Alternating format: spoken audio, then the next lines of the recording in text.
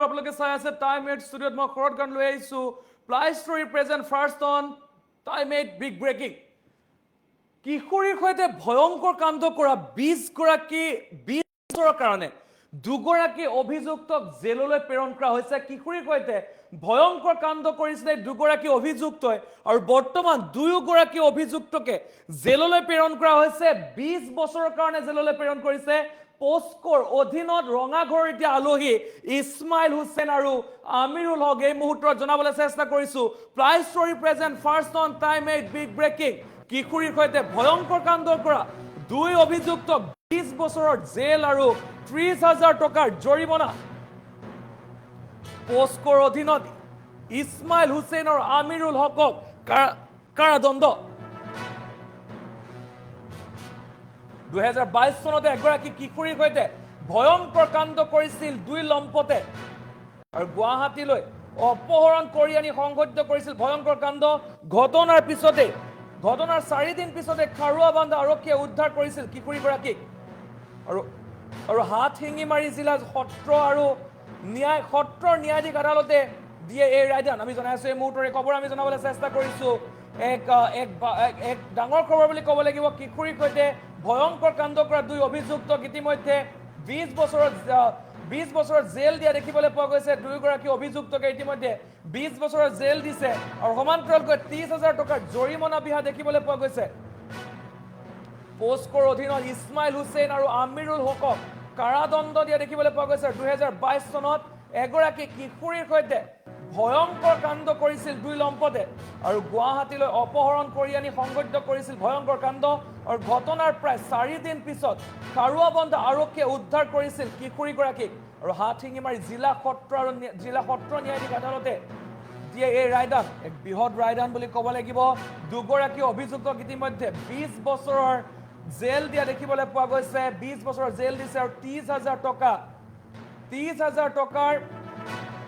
টকাৰ ইতিমধ্যে 30,000 টকা জৰিমনা বিহা দেখিবলৈ পোৱা গৈছে আমি দেখুৱাই আছো দৃশ্যাংশ এই দুগৰাকী লম্পট যি দুগৰাকী লম্পতে 2022 চনত এগৰাকী কিশোৰীৰ সৈতে ভয়ংকৰ কাণ্ড কৰিছিল আৰু তাৰ পাছত আজিৰ দিনটোত জিলা সত্ৰ ন্যায়াধীশে এক বিশেষ ৰায় দিয়া দেখিবলৈ পোৱা গৈছে গুৰুত্বপূৰ্ণ ৰায়দান দিয়া দেখিবলৈ পোৱা গৈছে আৰু হাত শিঙিমাৰী জিলা সত্ৰ ন্যায়াধীশে দিছে জিলা সত্ৰ ন্যায়াধীশ আদালতে দিছে এই গুৰুত্বপূৰ্ণ ৰায়দান আৰু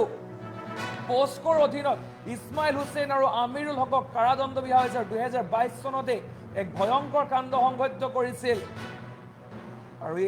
আৰু আজিৰ দিনটোত এই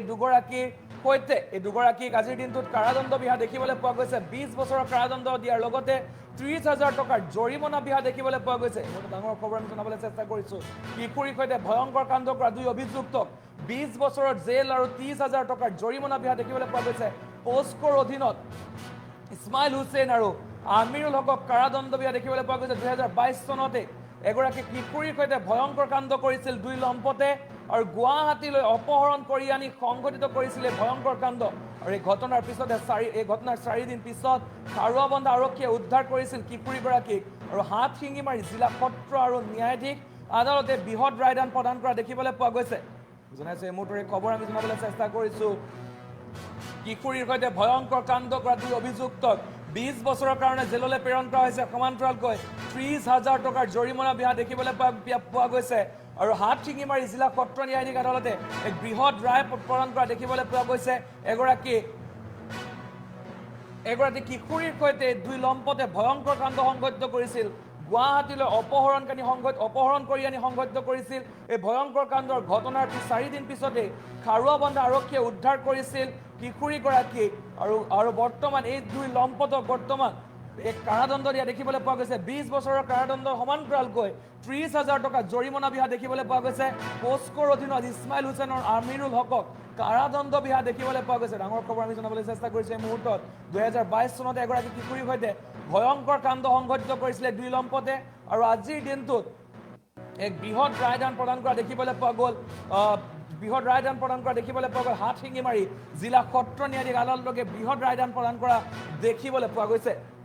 জনাইছো এই মুহূৰ্তৰে খবৰ আমি জনাবলৈ চেষ্টা কৰিছো 2022 চনত কিশোৰীৰ সৈতে ভয়ংকৰ কাণ্ড সংঘটিত কৰা দুই লম্পতক ইতিমধ্যে কাৰাদণ্ড বিহা দেখিবলৈ পোৱা গৈছে 30,000 টকাৰ 20 বছৰ কাৰাদণ্ড 30,000 টকা জৰিমনা বিহা দেখিবলৈ পোৱা গৈছে গুৱাহাটীলৈ অপহৰণ কৰি আনি ভয়ংকৰ কাণ্ড সংঘটিত কৰিছিলে দুই লম্পতে আৰু তাৰ পাছত আজিৰ দিনটোত এক বৃহৎ ৰায়দান দিয়া দেখিবলৈ পোৱা গৈছে হাতশিঙিমাৰী জিলা সত্ৰ আৰু ন্যায়াধীশ আদালতে।